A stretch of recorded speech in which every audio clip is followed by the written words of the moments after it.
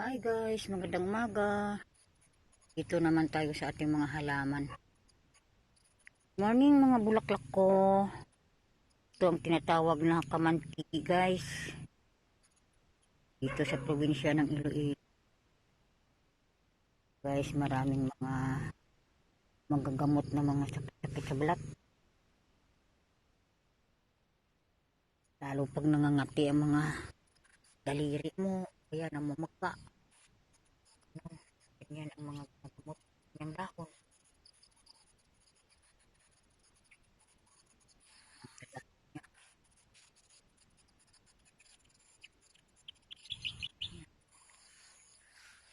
Nakuha ko yung mga guys, matandang bunga. Kunin natin.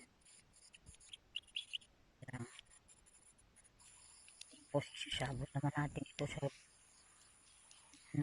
lupa para magdami na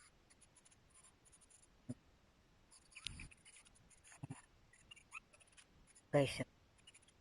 Dami na.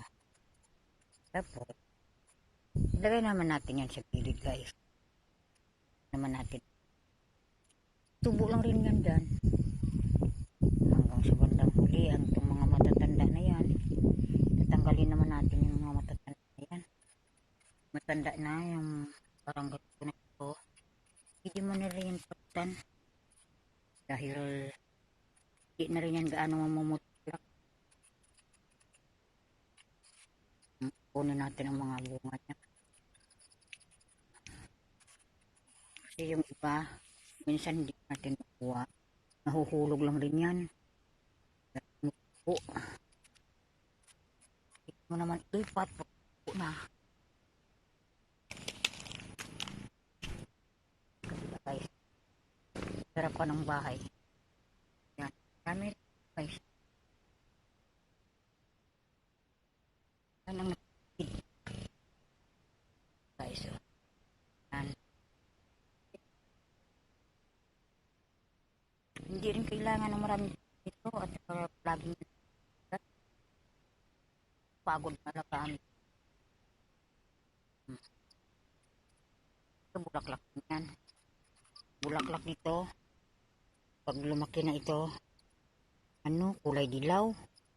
Kulay pink rin yan. Yan ang tinatawag na cosmos.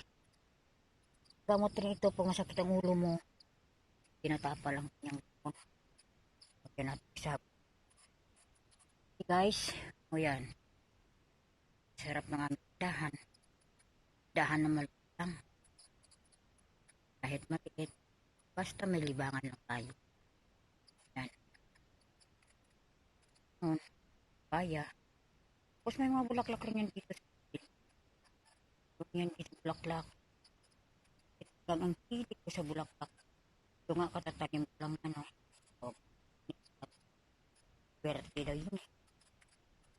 Dahil bago rin na nga magpuntahan dito. Bago rin ako manananim. Gamitin ko sa mga ganyan. Patuloy daw ako matatatip. Lord, mga biyaya, mga namin Lord. Oh, napakaganda. Kabloom talaga sa pagbulaklak. Malusog na malusog siya. Puno ng labas. Malusog na malusog ang kanyang dahon. Mayroon din lupa. Mayroon lupa na mataba. Mayroon din mga lupa na hindi gaano mataba. Kaya ang iba hindi gaano malusog.